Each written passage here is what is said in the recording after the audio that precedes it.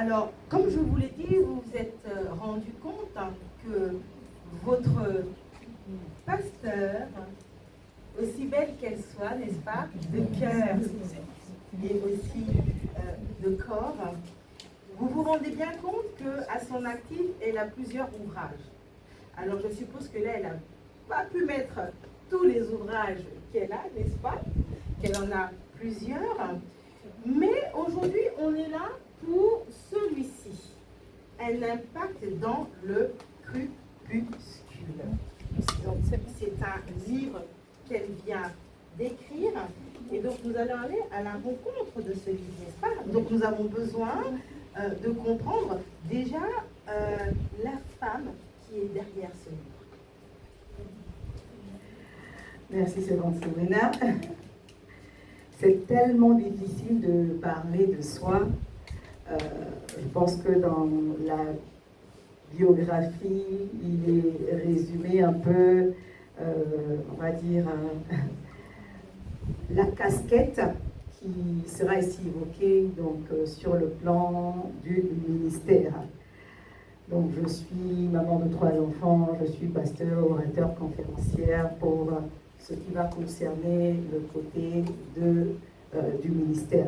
J'ai une formation commerciale, j'ai aussi une reconnaissance on va dire, par rapport à l'enseignement de la parole de Dieu en tant que docteur de la parole. Et la femme qui se cache derrière, ou la femme derrière toute cette histoire, c'est une femme que Dieu a construit et continue de construire au travers des défis, mais des défis des niveaux. C'est une femme que le Seigneur a bâtie au travers de beaucoup de combats. Ce qui fait que l'un de mes messages principaux, c'est la guérison des blessures intérieures. Parce que de ce que j'ai vu et ce que j'ai constaté dans la société et surtout dans l'Église, puisque c'est le champ dans lequel le Seigneur me fait beaucoup évoluer, c'est qu'il y a beaucoup de blessés, même dans l'Église, qui continuent à blesser parce qu'ils n'ont pas pris le temps de guérir. Et concernant notre impact, le cœur que Dieu nous a donné, en ce qui concerne les guérisons que nous devons acquérir, ce n'est pas une option. Nous devons apprendre à laisser Dieu nous façonner au travers des circonstances, sans que cela nous détruise, mais nous construise. Et comme les circonstances en général ne seront pas toujours simples, l'ennemi peut utiliser certaines des choses qui peuvent se passer dans des saisons pour nous blesser et nous empêcher d'émerger. La femme qui vous parle aujourd'hui, c'est la femme qui a été, je vais résumer, 10 000 fois blessée, mais qui Dieu a 10 000 fois guérie, qui peut aujourd'hui, même quand les circonstances ne sont pas simples, parler avec un cœur mais complètement libéré. Ça, c'est une grâce que j'ai reçue de la part du Seigneur. Et si je peux me permettre, est-ce qu'on peut acclamer Jésus juste pour ça? Parce que Dieu est fidèle, dans sa grande bonté, il ne m'a jamais laissé rester blessé. Nous voyons bien qu'aujourd'hui, votre auteur, et donc là je ne l'appellerai plus pasteur pendant quelques temps, il reprendra sa casquette tout à l'heure, et donc là nous parlons à l'auteur, dans son bagage émotionnel, dans son histoire et dans son parcours. Elle ne s'est pas réveillée un bon matin et elle a décidé d'écrire.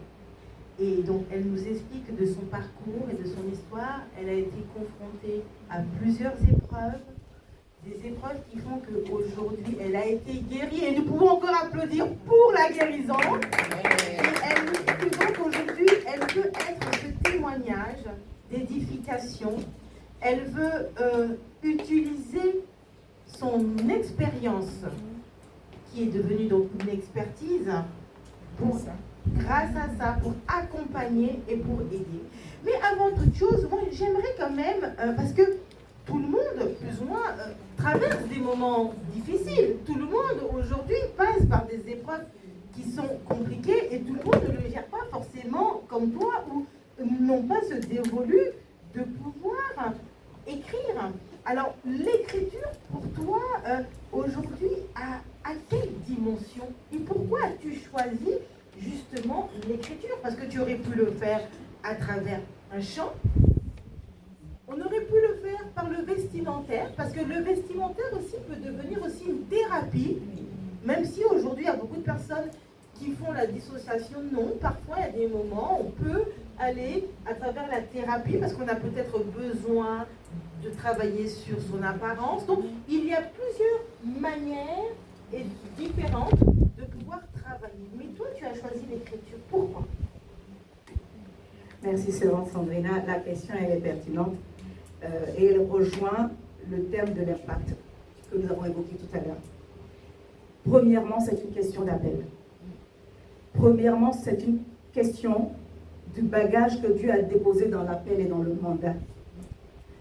J'ai compris que dès le début, Dieu m'appelait à l'écriture.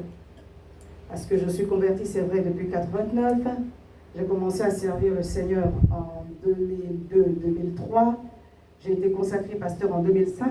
Mais mon premier livre, je l'ai écrit en 2003. Je l'ai écrit, il a le même âge que Yona. Et le titre du livre, c'était Un cœur reconnaissant. Et j'ai compris une chose dès le départ. Le Seigneur m'a dit, par rapport à mon appel, d'être dans la transmission. Et l'écriture, c'est la meilleure façon d'être dans la transmission. Comme tu l'as évoqué tout à l'heure, c'est un héritage qu'on laisse. J'ai eu la grâce aussi de travailler en librairie. Donc, j'ai vu des œuvres littéraires, de grands orateurs comme Derek Prince, des grands orateurs, nos patriarches, nos papas, Papa Carambéry, plein d'orateurs. D'ailleurs, pendant mon anniversaire, là, il y a quelques jours, je me suis mise off, j'ai lu 2 livres, mais pas mes livres à moi. J'ai lu des livres d'autres auteurs. Il ne s'agit pas de venir vous dire, achetez mes livres, lisez, moi-même je ne lis pas. Il faut qu'on apprenne cette culture de recevoir. Les gens du monde disent, un bon leader, c'est celui qui a l'information. Mais je n'ai pas toute l'information. Il y a des révélations qui vont venir parce que je serai en train de lire, par exemple, le livre du pasteur Joanna. Amen. Je prophétise là. Amen. Parce que c'est une femme qui communique beaucoup aussi. Je vois les émissions. C'est déjà ça, d'être dans la transmission. Donc le Seigneur a donné un bagage, mais le bagage n'est pas pour moi. Il m'a fait faire des expériences. Les expériences, je ne dois pas les garder pour moi. J'écris, je partage des fois. Donc, c'est une couverture littéraire. Mais il y a des récits de vie. Je ne peux pas expliquer toute ma vie, mais je dois prendre des pans de ce que j'ai vécu parce que je sais de quoi je parle à ce moment-là. Je ne vous raconte pas quelque chose que quelqu'un a vécu. Je vous parle de ce que moi j'ai vécu. J'en tire des leçons et des enseignements, comme le Seigneur me l'a montré ou me l'a donné, et je le partage pour l'édification. Et je crois que depuis que je suis dans l'écriture, mon plus grand encouragement, c'est les retours. Ceux qui lisent et qui me font le retour, pasteur, on a été béni, pasteur, on a été enrichi, pasteur, on a été fortifié. Je veux rendre toute la gloire au Seigneur pour cela, parce que ça confirme en fait que c'est un appel divin. Amen. Alors donc nous voyons bien que là, il y a une empreinte. Elle ne s'est pas réveillée un bon matin et puis elle a décidé de faire un peu du farfouillage, mais on voit bien qu'elle a ce désir, elle est animée d'une passion, mais surtout d'un modèle. Elle a eu des rôles modèles. Et vous vous rendrez bien compte que dans son parcours, dans sa destinée, elle a été à des rendez-vous, ou ce sont plutôt des rendez-vous qui sont venus à elle, où elle a croisé d'autres œuvres, des personnes aussi qui justement étaient dans l'écriture et elle-même étant libraire. Donc ça lui a permis aujourd'hui de se dire, bah, moi aussi, je veux laisser mon empreinte. Et donc si on comprend bien, notre auteur aime écrire. Et donc si on a bien compris pourquoi elle aime écrire pour transmettre. Elle aime écrire pour partager. Elle aime écrire pour faire grandir. Mais d'autant plus vous outiller. Oui. C'est bien ça? Tout à fait. Et elle dit à son actif, puisque elle a écrit de nombreux livres, et donc aujourd'hui on ne va pas évoquer tous les livres, mais c'est important que je revienne sur le fait qu'elle ait écrit. C'est vraiment pour vous montrer qu'elle n'est pas à son premier livre. Donc elle a de l'expérience, mais pas que. Elle a maintenant de l'expertise. Parce que l'expérience est une chose. L'expertise est une autre chose. Et aujourd'hui, elle a ces deux volets. Donc elle porte le manteau de l'expérience, mais elle porte aussi le manteau de l'expertise. Et aujourd'hui, elle est auteure. Parce qu'elle n'est pas à un manuel, mais elle est à plusieurs ouvrages qui impactent, qui élèvent, qui changent, qui transforment et qui laissent une empreinte qui permet à toutes les personnes, en tout cas du moins qui croisent les différents manuels qu'elle a écrits, à pouvoir évoluer et surtout à pouvoir grandir. Alors, j'ai une autre question, puisque là, nous allons maintenant rentrer vraiment dans ce livre-ci. Un impact depuis le crépuscule. Alors, pourquoi l'avoir écrit? Parce que là, tout à l'heure, on a bien compris que tu aimes écrire. Et là, nous avons parlé de manière globale. OK? Donc, pour que vous puissiez bien comprendre qu'on est allé dans une généralité pour faire ressortir le profil de notre auteur. Mais là, elle nous fait sortir un nouveau bébé qui naît et qui prend naissance, puisque c'est ça une dédicace. La dédicace marque juste le tempo, marque juste le début. Vous savez, quand on fait une course, Avomar, prêt, et bien là on est là, on est dans le Avomar. Mais une fois que cette journée sera terminée, et ben ça va être le début de ce beau bébé qui a pris vie. Donc il y a eu tout un travail derrière. Voilà. Alors moi ce que j'aimerais comprendre déjà, pourquoi l'avoir écrit? On a bien compris que tu aimes l'écriture, mais pourquoi avoir écrit encore celui-ci? Et puis surtout, pourquoi avoir choisi ce titre? Merci, c'est bon, Sandrine. Merci pour les questions. Je vais compléter ce que j'ai dit précédemment. L'écriture est pour moi un moyen de transmission. Ça fait partie de mon bagage de mandat de ministère, donc ministériel, mais c'est aussi un bon exutoire, comme on a dit tout à l'heure, comme on peut utiliser le vêtement, comme on peut utiliser autre chose. Et l'écriture de Impact depuis le crépuscule, c'est, on va dire, annoncé premièrement comme un bon exutoire, parce que c'est une période qui était pour moi très prophétique, je vais expliquer. Pour ceux qui vont prendre la suite des informations ou la vidéo, qui ne vont pas pouvoir toujours comprendre certains termes qui sont très, très chrétiens et évangéliques. Il y a des expériences que le Seigneur m'a fait traverser qui m'ont permis de connaître un peu plus l'être humain, qui m'ont permis d'avoir une plus grande notion de ce qu'on appelle le prophétique. Et pendant cette période-là, j'avais besoin de partager cela sans pouvoir le partager directement. Et en écrivant, ça m'a permis de pouvoir libérer le cœur et de commencer à préparer le partage en fait de ces expériences-là. Impact depuis le crépuscule, parce que à ce moment-là précis, et même aujourd'hui, j'ai compris que malgré les obstacles, il faut avancer. Si je pouvais résumer le titre du livre et même le cadre de notre rencontre aujourd'hui, c'est « Avance malgré les obstacles ». On ne peut pas s'arrêter parce qu'il y a des obstacles. On ne doit pas s'arrêter parce qu'il y a des oppositions.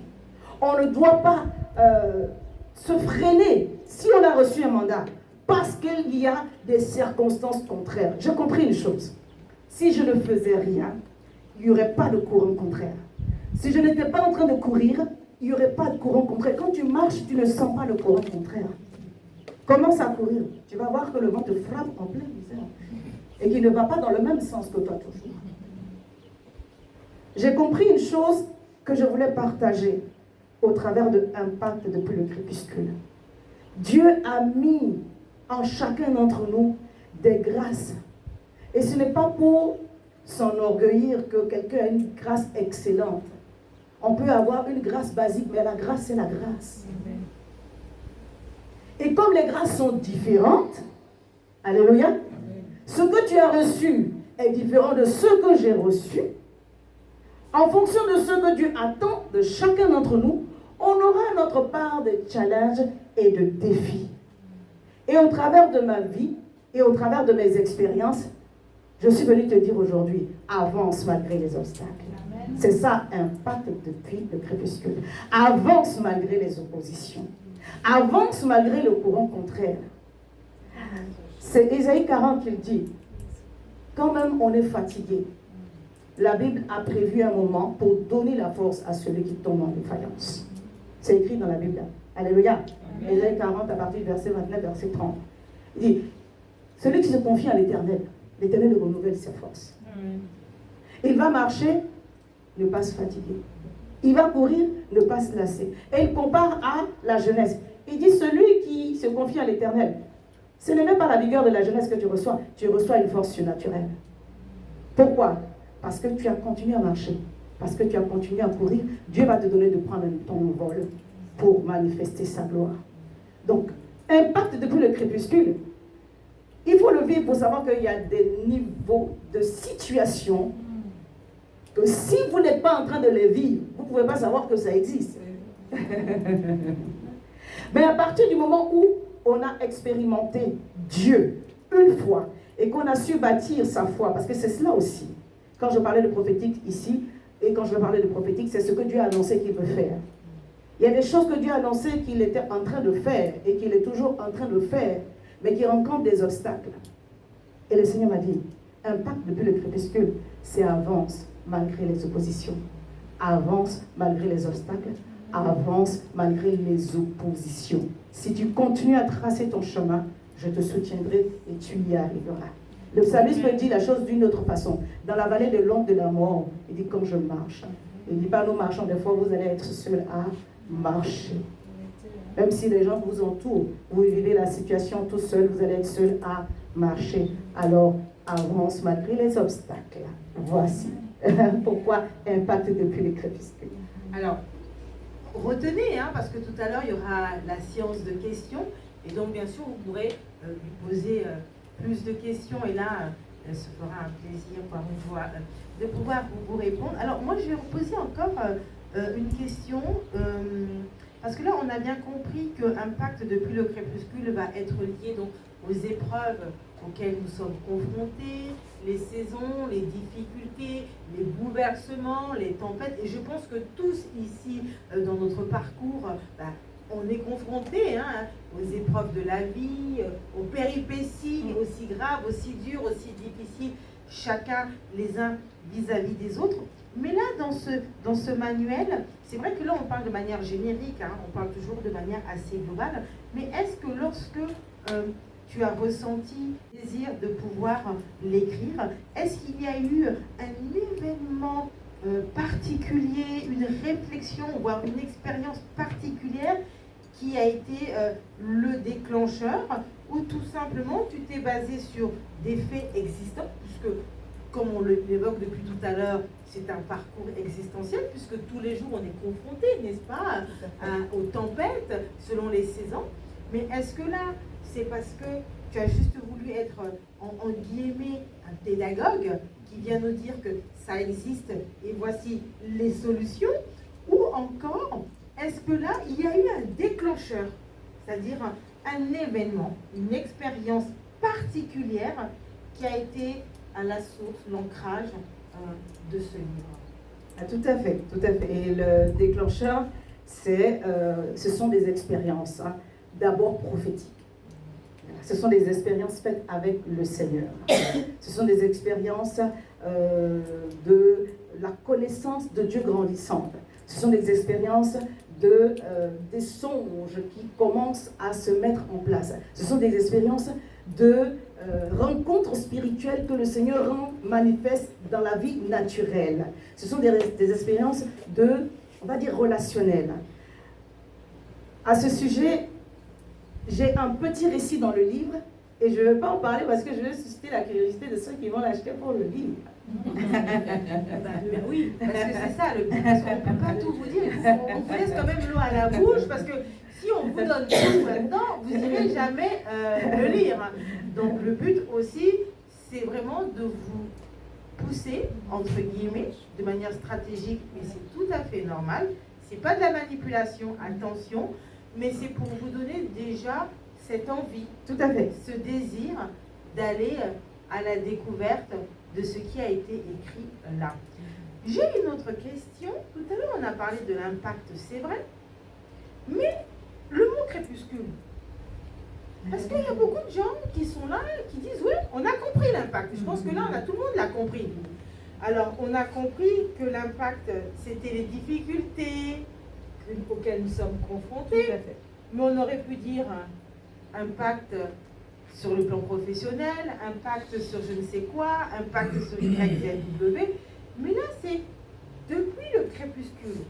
Alors, pourquoi cette manière d'avoir manié ce mot ou de l'avoir choisi? Est-ce qu'il a été érigé par choix, par révélation? On va dire par révélation, mais j'utiliserai le mot d'inspiration. Dans chaque œuvre littéraire, il y a une thématique quand on commence à écrire, que ce soit de façon à exercer ou manifester un exutoire ou dans la transmission, il y a une thématique particulière que Dieu nous donne. Il y a de points centraux que Dieu nous donne. Donc, à partir de ces points centraux, pour nous qui sommes, c'est vrai, auteurs, mais basés sur la parole de Dieu, il y a des textes bibliques qui en ressortent. Et dans les textes bibliques, le mot qui revenait, c'était le coucher du soleil. C'était le soir. C'était le coucher du soleil, c'était le soir. Et le crépuscule, ici, va symboliser le moment où tu travailles beaucoup et tu as peu de résultats. Et le Seigneur m'a donné quelques exemples dans la parole de Dieu où, effectivement, il est arrivé que dans la vie de certains de ses serviteurs, beaucoup d'efforts, beaucoup de travail, mais très peu de résultats. C'est une période qui est frustrante, c'est ça? Pour tout le monde. C'est un moment où on sait qu'on a des capacités, mais on n'a pas le résultat de ce qu'on a comme don et grâce. C'est un moment où Dieu nous a donné des choses, mais sur le plan physique, on voit peu de récompenses. Et c'est ça, le crépuscule. C'est des temps où on peut avoir des moqueries, on peut avoir des railleries comme Pénina qui souffrait des moqueries Anne plutôt qui souffrait des moqueries de Pénina, ou un temps d'une longue attente. Et on n'a pas besoin d'être... peu importe, je veux dire, la personne qu'on est, on peut avoir une période où on attend quelque chose d'une façon longue, parce que Dieu a permis cela aussi dans la vie de certains de ses serviteurs. Ça peut être une période où on vous fait une injustice, le temps de crépuscule par exemple. Mais vous savez que c'est une injustice, mais Dieu permet que l'injustice soit. On a ça, par exemple, dans la vie de Joseph, qui a vécu une situation qu'il ne méritait pas. Mais Dieu a permis qu'il la vive. Parce que dans la destinée qui était attachée à sa vie, il y a quelque chose que cette saison crépusculaire devait produire. Et ce que je retiens en fait de ce terme-là, quand le Seigneur me parle, c'est qu'en fait, l'adversité est un concept divin. Dieu aime ça. La Bible dit quand il a créé, il a fait le jour. Le premier jour, la Bible dit, il y eut un soir et il y eut un matin, et ce fut le premier jour. Pourquoi on n'a pas commencé par il y eut un matin et il y eut un soir, et ce fut le premier jour? Dieu aime commencer dans le noir, dans le soir, dans le crépuscule. Et une des premières expériences prophétiques que j'ai eues dans l'écriture de ce livre, c'est une vision que Dieu m'a donnée. Et j'étais en train de partir et je voyais l'atmosphère était crépusculaire. Dieu m'avait annoncé que j'allais traverser une période crépusculaire. Entre ce que Dieu vous montre que vous allez traverser, ce que vous vivez, vous avez besoin de toute l'aide de Dieu parce qu'il ne vous montre pas tout. Mais au moins Dieu m'a annoncé que j'allais traverser une période crépusculaire. Et ça, je bénis le Seigneur parce que ça m'a permis, même quand c'est difficile, Dieu m'a dit que je vais traverser une période crépusculaire, mais il ne m'a pas laissé dans la période crépusculaire. Il m'a montré le tunnel, il m'a montré la période crépusculaire, mais il m'a montré aussi le jour. Donc il y aura un jour impact depuis le jour. Ça se prépare au nom de Jésus. Amen. Acclame le Seigneur pour la vie de ton pasteur. C'est vraiment puissant. Et pendant qu'elle était en train de parler, là, je voyais l'image justement de la gestation.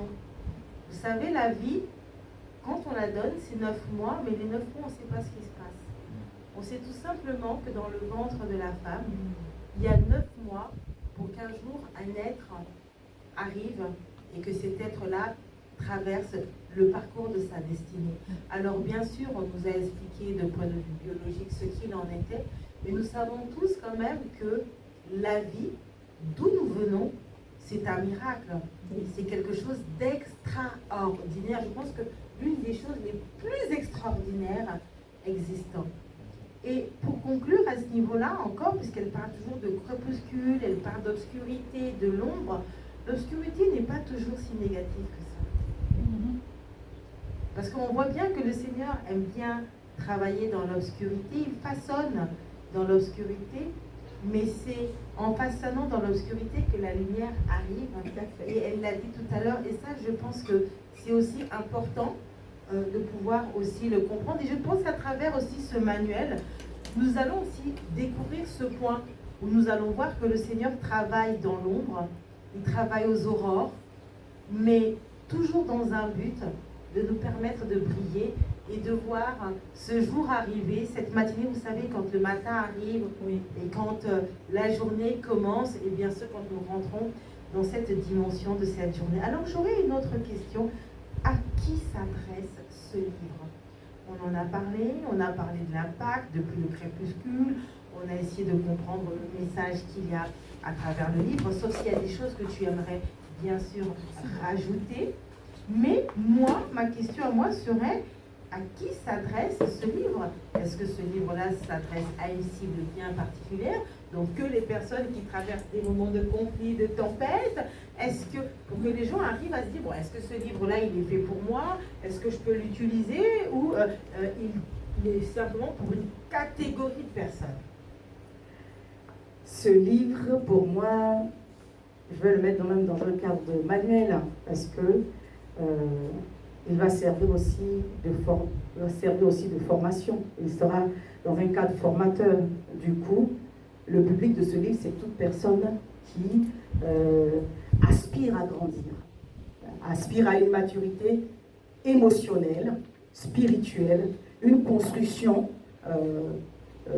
grandir comme un fils de Dieu. Je crois que tout à l'heure, Pasteur Johanna va intervenir, donc pour nous dire aussi quelques mots en fonction de notre thématique. Hein. Oui.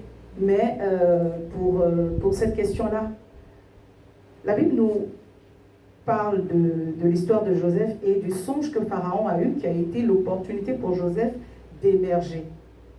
Dans le songe de Pharaon, il y a différentes saisons. Dans nos vies à tous, il y aura différentes saisons. Éphésiens 6, Paul nous parle du mauvais jour. Donc il y a des saisons qui sont plus difficiles que d'autres.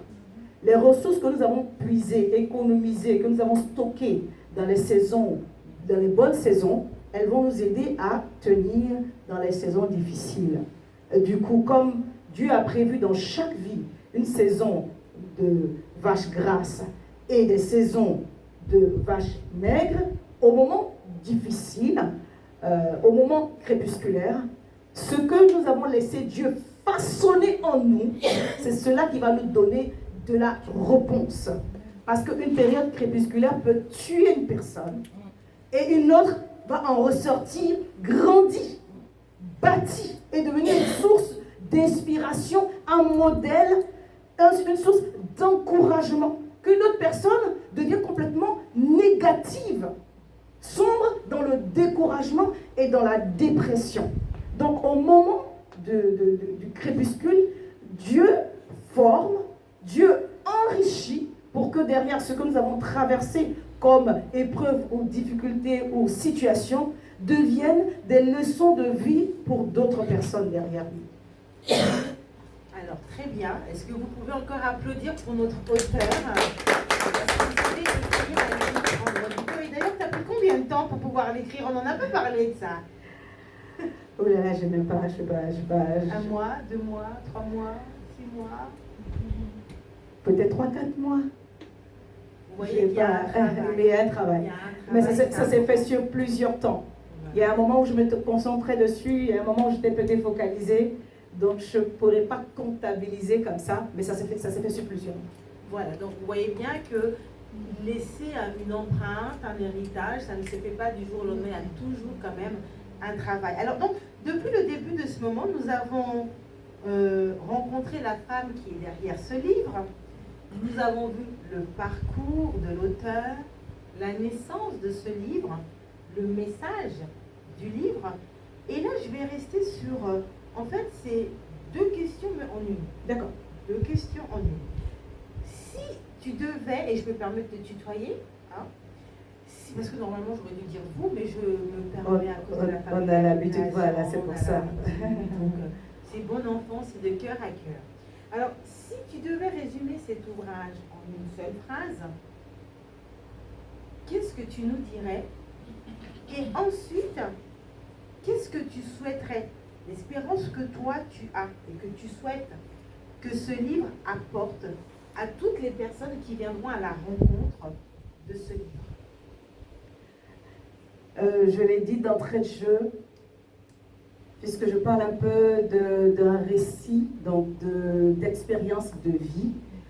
Il y a une partie, un chapitre du livre qui parle de faire face à la méchanceté. Parce que des fois, on n'est pas prêt à faire face à la méchanceté. Des fois, on n'a pas la notion, en fait, de faire face à du relationnel difficile. Mais quand nous lisons la Bible, nous voyons que chaque fois que Dieu a fait descendre le jugement sur la terre, c'était à cause du cœur de l'homme. J'ai vu la méchanceté grandissante. Le cœur de l'homme était si méchant. Soit pour le déluge à Noé, le feu à Sodome et Gomorrhe. Chaque fois que le Seigneur a jugé, c'était à cause du cœur de l'homme. Je dis cela pour dire, en résumant le message du livre, avance même si tu as à faire face à la méchanceté. Ça peut être pour quelqu'un d'autre, dans un autre cadre que relationnel, ça pourrait être dans la maladie, ça pourrait être autre chose, des difficultés à émerger sur le plan professionnel. Avance même si les circonstances ne sont pas toujours favorables. C'est-à-dire avance malgré les obstacles. Parce que Dieu s'attend à ce que nous sommes en train de vivre devienne une leçon, devienne une source d'inspiration. Quand on regarde la vie de nos patriarches, ceux avec lesquels le Seigneur nous a enseigné, ce n'était pas forcément les temps de bénédiction, c'était les temps de challenge, c'était les temps de défi. Donc le résumé de mon message dans ce livre-là, c'est peu importe ce que Dieu peut permettre ou les circonstances peuvent faire dans nos vies, avance malgré les difficultés. Et surtout d'être rassuré que quel que soit ce que certaines choses peuvent nous prendre, Dieu va garder toujours un reste. Dieu va laisser toujours un reste, une base, une grâce sur laquelle on pourra s'appuyer pour pouvoir continuer à avancer. Naomi, par exemple, disait qu'elle était maudite. Elle disait, appelez-moi Mara, appelez-moi amertume, je n'ai plus rien à donner. Mais Dieu avait gardé un reste. La fille qu'elle n'a pas eue en venant à Moab, elle a eu la personne de Ruth. Quand elle est retournée à Moab, la famille a été décimée, Dieu a gardé un reste en la personne d'un membre de la famille qui pouvait avoir droit de rachat. Il y aura toujours un reste. Si, au travers des circonstances, nous apprenons à faire grandir notre confiance en l'Éternel, il nous donnera les capacités, les ressources pour pouvoir émerger. C'est cela mon message. Est-ce que vous pouvez applaudir pour votre auteur? Alors, comme je vous l'ai dit, tout au long de cet événement, de cette dédicace, nous avons vraiment fait le tour, parce que le but de la dédicace, ce n'est pas non plus de s'étaler, c'est de pouvoir passer point par point pour vous permettre, vous, de comprendre qui est votre auteur, ce qu'elle est, donc son parcours, la naissance du livre, le pourquoi du comment, le message du livre et bien sûr l'héritage et l'impact qu'elle souhaite que ce livre puisse apporter dans nos vies. Donc nous allons passer à un moment de questions-réponses. Mais avant toute chose, pasteur, est-ce que tu aimerais ajouter peut-être quelque chose qu'on n'a peut-être pas forcément évoqué, qui te vient comme ça? Peut-être qu'il y a peut-être quelque chose que tu aimerais apporter en complément. Sinon pas, on peut passer tout de suite à la session questions. Juste la question que moi je me suis posée et que je me suis dit que quelqu'un pourrait se la poser. Au moment où ça ne va pas le plus dans la vie, qu'est-ce qui peut nous aider à sortir on va dire, d'un temps de découragement, d'un temps vraiment où on est complètement abattu? Et dans mon expérience personnelle, ça a été le prophétique et la louange. J'ai beaucoup chanté. On a beaucoup chanté et on n'a pas arrêté de chanter. J'ai eu la grâce, en fait, que mon esprit me donne le chant avant que je commence à chanter. C'est-à-dire, quand je me réveille, Dieu me donne un chant. Et le chant, là, c'est exactement ce dont mon âme a besoin, ce dont mon esprit a besoin.